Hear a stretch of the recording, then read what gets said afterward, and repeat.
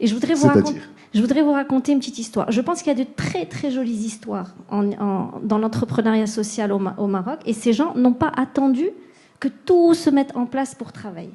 Et vraiment, si j'ai un message à donner, c'est allons-y, même si tout ça n'est pas mis en place. Est-ce que ce n'est pas déjà le cas, madame? Mais encore plus. Moi, je vais vous raconter une petite histoire personnelle. J'ai dit que j'en parlerai. Moi, en fait, je représente assez jeune, mais je suis aussi une citoyenne et j'ai une entreprise sociale. Donc, je crois que sur le terrain, je sais concrètement ce que ça veut dire. J'ai une entreprise sociale qui s'appelle Koun, K-O-U-N, qui veut dire, en fait, Koun Sayakoun, en fait. C'est la première entreprise sociale d'insertion au Maroc. On s'est dit, il y a le problème des needs, il y a le problème de l'emploi, etc.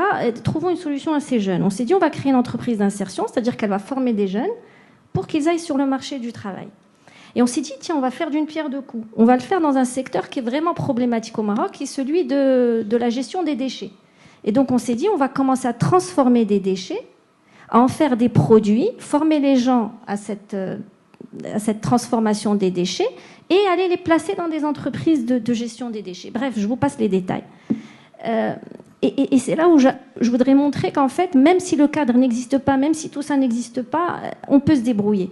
Donc, en fait, on s'est rendu compte en prenant ces jeunes dans des quartiers très, très difficiles de Casa, hein, vraiment, c'est-à-dire problème de drogue, armes blanches, etc. On est dans le pire des situations. On s'est rendu compte qu'en fait, le problème, c'était un problème de milieu, de famille. Donc, qu'est-ce qu'on s'est dit? On s'est dit, si on veut vraiment sauver ces jeunes, il faut qu'on apprenne aux parents à devenir des vrais parents, des bons parents. Et donc, on a créé à côté la maison des parents. Et on a les parents qui ont commencé à venir chez nous et on leur a expliqué pourquoi leurs enfants étaient devenus ce qu'ils étaient devenus. Et ils ont pris conscience d'un certain nombre de choses. Ils se sont dit, mais c'est incroyable, on ne s'en était pas rendu compte de ça. Et ils ont commencé à venir, mais quasiment tous les jours, on refusait des parents. Et après, on s'est dit, mais ces jeunes, ils ont des frères et sœurs, il faut qu'on les sauve. Comment est-ce qu'on va les sauver? On a créé une crèche.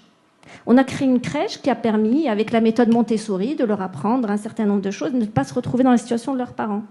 Et après, ces mères qu'on a pu libérer, parce qu'il y avait des crèches, elles étaient très souvent mères célibataires, et on s'est dit, on va les insérer elles aussi. Et on leur a trouvé du travail.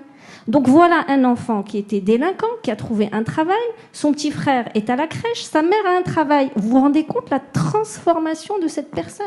Ce n'est plus la même. Ce n'est plus la même. Il n'y a eu ni intervention de l'État, ni intervention d'une entreprise, ni de personne. C'était que de la bonne volonté de tous les gens qui étaient là. Donc si j'ai un message à donner, c'est celui-là. Faites des choses. Faites quelque chose. Et ça revient à cette idée qu'on a entendue depuis tout à l'heure d'approche systémique. C'est ça l'approche systémique qu'une entreprise ne peut pas avoir. Si vous êtes une entreprise simplement de recyclage, vous n'allez pas pouvoir aller dans l'insertion professionnelle, dans la crèche, c'est pas possible. Votre statut ne vous le permet pas. Dans l'entrepreneuriat social, c'est possible. Et c'est pour ça que c'est un modèle alternatif qui permettra le développement de notre pays. Merci à vous pour ces belles paroles.